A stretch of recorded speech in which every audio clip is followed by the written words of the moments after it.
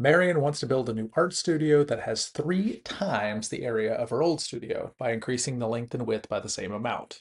What should be the dimensions of the new studio? So we can see that her existing studio is a 12 by 10, and she wants to increase the length and width by the same amount. So that's what these X's are for. These X's are the amount she wants to increase it by. So what this means is that the new length is X plus 12, and the new width is X plus 10. So what should it equal? Oops, I said X plus 10 when I wrote X plus 12. Whoops. So what should it equal? Well, the original area of her studio, the existing studio, had an area of 12 by 10. So the original was 12 by 10, but it says she wants her new one to be 3 times the area of her old studio. So we're going to do 3 times whatever that is, and that'll be the area of the new one. So what we need to do is we need to do some multiplication here, and then because this is going to require factoring, we need to set it equal to 0. So it's not okay for us to leave the left side alone and just multiply this right side and say, well, 3 times 12 is 36, and 36 times 10 is 360, and then we'll just leave the left side as x plus 12 and x plus 10. It has to equal 0. And the reason why is because I can't just say, well, this is x plus 12 times x plus 10 equals 360. Let's do x plus 12 equals 360 and x plus 10 equals 360 because that it doesn't work the same way as when it equals 0. X plus 12 and x plus 10 could be lots of things that equal 360. X plus 12 could equal 36, for example, and x plus 10 could equal 10. 36 times 10 would be 360.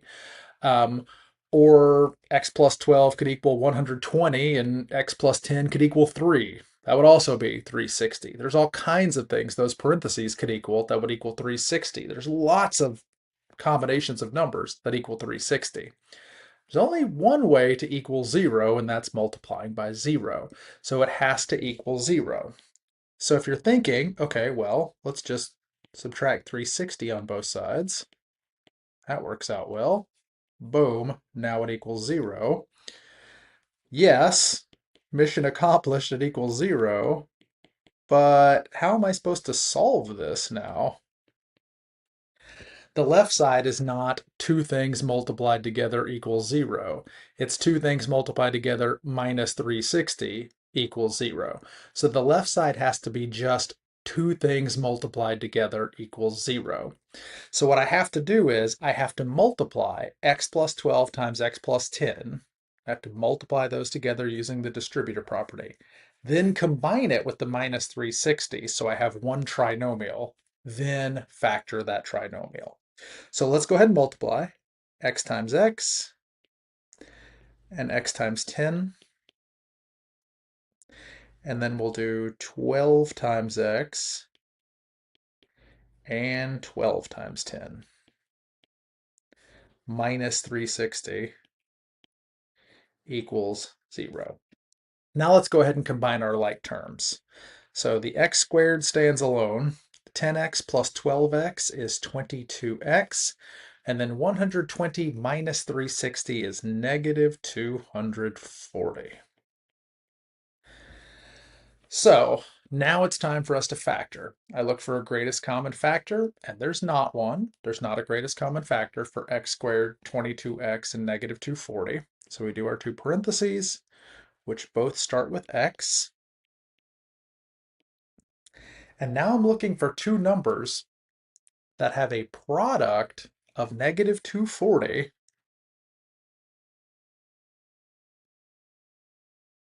and a sum of 22. And that is not an easy pair of numbers to come up with. So product of negative 240 and sum of 22. So since the sum is positive, I know of my two numbers, the larger one gets the negative sign. So let's start off with an obvious one like 24 times 10. So did I say larger when it gets negative? I meant smaller when it gets negative. 24 times 10 is negative 240. 24 plus negative 10 is positive 14. So it's not that. So I need a different combination of numbers besides 24 and 10. So what about, let's see, I could do 12 and 20. So 12 times 20 is 240. Again, the smaller one gets the negative, but 20 plus negative 12 is 8. Actually getting farther away. Okay, so let's see, what's another combination for 240? What about, let's see, 8 and 30? Oh, I like 8 and 30. That feels like a good combination. That's negative 240, and then 30 plus negative 8 is 22. There we go. 8 and 30, I like those. So positive 30 and a negative 8. And there's no magic bullet here. We just try products of negative 240 till we get the one that works. And if you want a calculator to help you out, you can just do 240 divided by 1, 240 divided by 2, 240 divided by 3 until you get the combination that equals 22 whenever you put them together. There's not a magic way to do it. Okay, cool. So now we've got first parenthesis times second parenthesis equals 0. So that means either the first factor equals 0 or the second factor equals 0. And these are both pretty straightforward to solve. Minus 30 minus 30. So x equals negative 30. And then we'll add 8 to both sides. We get x equals 8. So we've got two answers, negative 30 and 8, but one of these answers absolutely does not make sense. One of these answers is definitely not right. And the answer that doesn't make sense is negative 30. And the reason negative 30 doesn't make sense is because of the context of the problem. Remember, we are talking about someone expanding the size of their studio. Does it make sense if they want to make their studio bigger to subtract 30 feet on both sides? Not only does it not make sense to subtract if you want to make it bigger, but if we subtracted 30 feet, we would have a negative size studio. It was already only a 12 by 10. If we take 30 feet off both sides, that's a negative number of feet. So the 30 does not make sense. The 8 is the answer that makes sense. So 8 is really our only valid answer. But 8 is not the final answer, because the question was, what should be the dimensions of the new studio? Well, the studio was a 12 by 10, but we're expanding it by 8 feet in either direction. So 12 plus 8 is 20, and 10 plus 8 is 18. So the new studio is going to be 20 feet by 18 feet.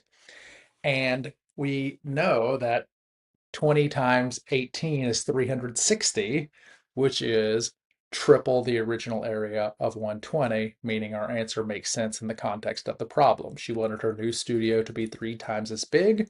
It was 120 feet. If we expand to 20 by 18, it is 360 feet, which is 3 times the size.